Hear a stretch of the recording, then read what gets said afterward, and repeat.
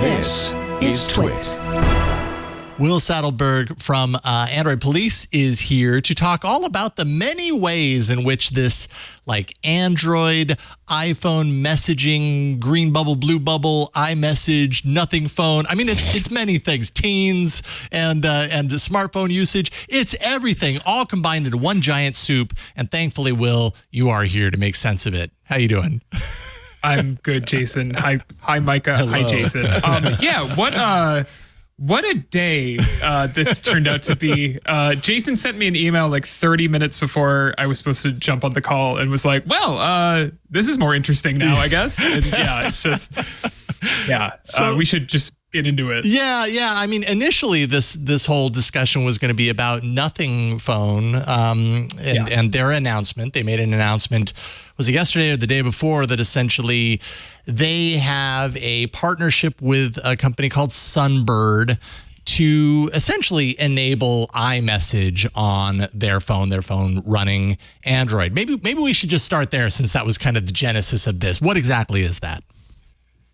Yeah, Sunbird is an app that launched about a year ago. It essentially, if you managed to get off their wait list, which I don't know how many people did, I didn't, it allows you to log in using your Apple ID to one of their, what is essentially a Mac Mini running in a server farm. And then when you send a message through the Sunbird app, it on Android, it reroutes through that Mac Mini, sends it as an iMessage to an iPhone, and you can communicate through that. There are a couple other apps that do this. AirMessage uses your own Mac hardware, and Beeper, if people know Beeper, which has allows you to plug in all sorts of basically any messaging app, including iMessage. It's the same idea of rerouting through a Mac Mini sitting somewhere remote. Basically, Nothing announced that they were going to partner with Sunbird on an app called Nothing Chats, which would be exclusive to the Nothing Phone 2, which launched earlier this year, and allow for basically communication between Nothing Phone 2 users and iMessage users without any restrictions between them, which was a big deal up until about an hour ago. Yeah. And you literally just published this article that we're looking at here about a half an hour ago. Looks like it hit the site. The news being that Apple has announced, I have to imagine dragging their feet to some degree, has announced that they are going to bring RCS support to the iPhone sometime next year. And wow, we could go in a million different directions on this conversation, but some people on social media, were quick to say wow, hell is freezing over. So I guess my question for you is, did you think that you would ever see this move from Apple? I was never convinced that it would happen 100%, but I had a good feeling that eventually it would, because RCS really does seem like it's been positioned to be the upgrade to this very antiquated protocol. What are your thoughts? Yeah, so I agree with you. I would say, and as I've written about this in the past, I always thought, Google has really been pushing with this Get the Message campaign they've done for over a year now. I never thought a PR campaign would pressure Apple. I always thought it would be either regulatory pressure, specifically from the EU, because I never thought we would see it from the US government, and we haven't. Or it would be pressure from the carriers to kind of be hey, we want to drop SMS, or we want more people using RCS. Can you please add RCS to the iPhone? And it seems like it's probably the former that did this. It's not really. I'm sure Google is going to do a victory lap on this. But my guess would be, last week we saw Google and a bunch of European carriers write to the European Commission to try to get iMessage listed as part of their new rules about gatekeeper apps. Which iMessage is under investigation, and if iMessage were to be added to that list of services that require specific ways of interoperability, it could mean they would have to work with apps like WhatsApp, which I don't think Apple wants. I think Apple doing this RCS move is trying to come out on top without having to completely open up iMessage. They're saying, well, look, if we add RCS support, it's kind of its own thing. iMessage still exists, but it's, if you have an Android phone, you can now, get kind of improved messaging, typing indicators, read receipts, all the stuff that I think people have wanted between iOS and Android for a long time. And they don't have to start working with Meta or something to have that between like specific apps. Yeah, it's interesting because I'm guessing the way the regulatory winds have been blowing, and especially in the EU in the past couple of years, this was probably inevitably going to be somewhat of a target, regardless of if Google did its big PR campaign or not. Yeah. I have a feeling, though, that some of that Google attention and effort there is kind of part of this. It's hard to know which came first, the chicken or the egg. Are they really giving it that extra attention because of Google, or is it just kind of Google had their thing and they were going to do that anyways? But regardless, like, I'll go ahead and pat Google on the back a little bit. They definitely took a chance. They took a risk in really hitting the PR front on this, and I think they probably have some cause to celebrate here. It doesn't really, like, I know for myself as an Android user, I'm satisfied. Yeah.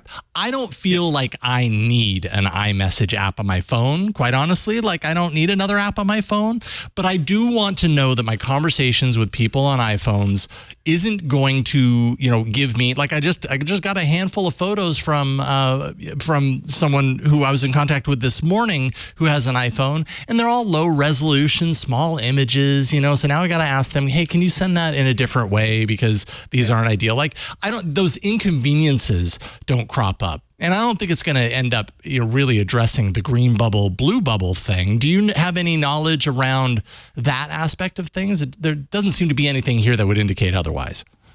Yeah, I'm really curious how this translates to, in my news write-up on this, I kind of included of like, is this, our RCS conversations still going to be green bubbles? Like, are they going to use a different color? It doesn't sound like they would use blue bubbles specifically, because Apple, in talking to 9to5Mac today, made it very clear that they were going to, like, iMessage is its own thing. Like, this is not RCS and iMessage. This is, or iMessage on Android. This is RCS and iOS. Yeah. It'll certainly use the Messages app the same way SMS does, but it won't, it won't work quite how iMessage on Android would work if you were to think of that.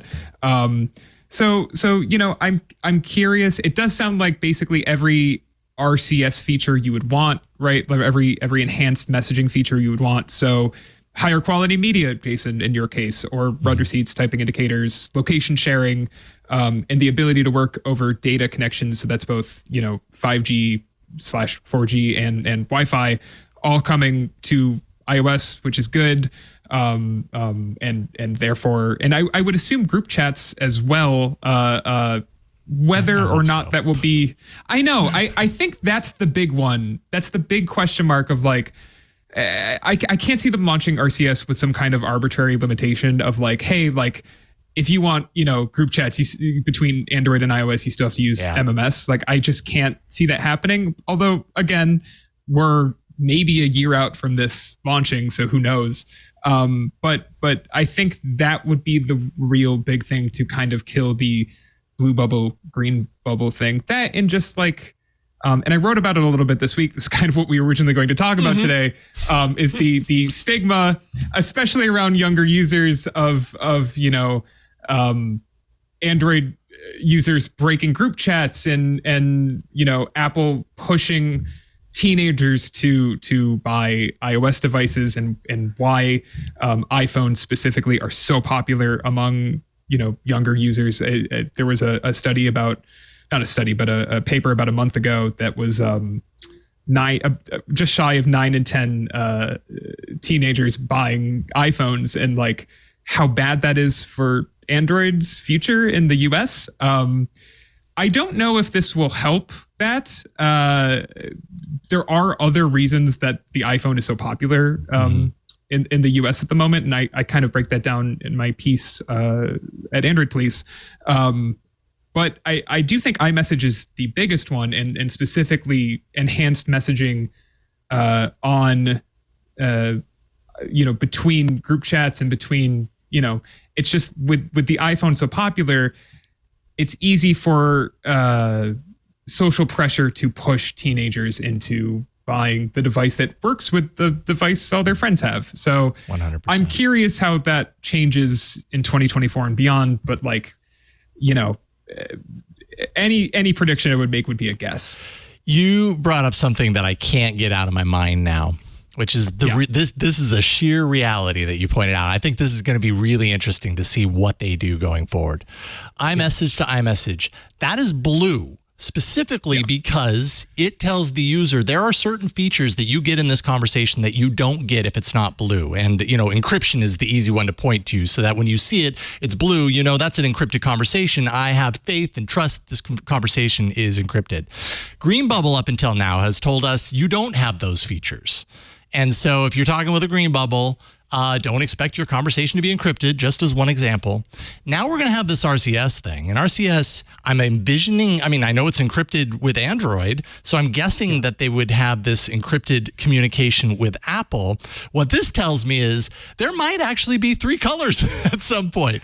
And green might still be the color that is shunned because you get no protection whatsoever. You get absolutely none of the benefits. RCS is some, purple. Or yellow. I'm hoping for purple. I Wow. put purple in my news post. I was like, come on, Apple, do purple, do green, purple, blue. Come on, it's right there. But I guess the point is, and I'm not taking credit for this because you're the one that said it, but there is going to be a need to still identify the type of protection. If Apple made that a priority before, they're going to make it a priority here. And I wonder what the, and it's totally a guess, but what is the social stigma or social impact of that going forward? We already know what the impact has been on the green bubble, blue bubble debate, but now you've got an extra color.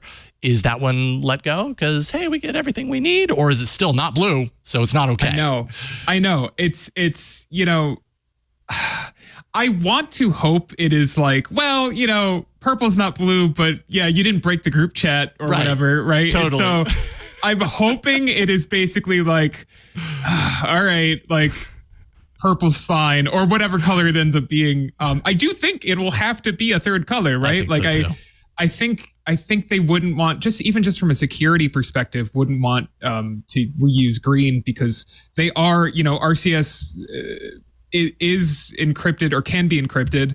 And in Apple's statements today, they're making it clear that although, unsurprisingly, they're like, iMessage is much more secure and private, that RCS is an upgrade above SMS, and that they are working with the GSMA to continue improving RCS. So it's clear that they have privacy on their mind with this update. But I am so clear, I'm so curious where the stigma is in 2 years, right? So we have probably, let's say this launches with iOS 18 in September of 2024.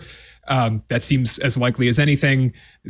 I'm so curious where we are in September of 2025. Like I could see that stigma still being there. It is certainly entrenched in culture, especially in the US, of like, from sports leagues to high schools. Like it is a whole thing. It's a thing. Absolutely. Yeah.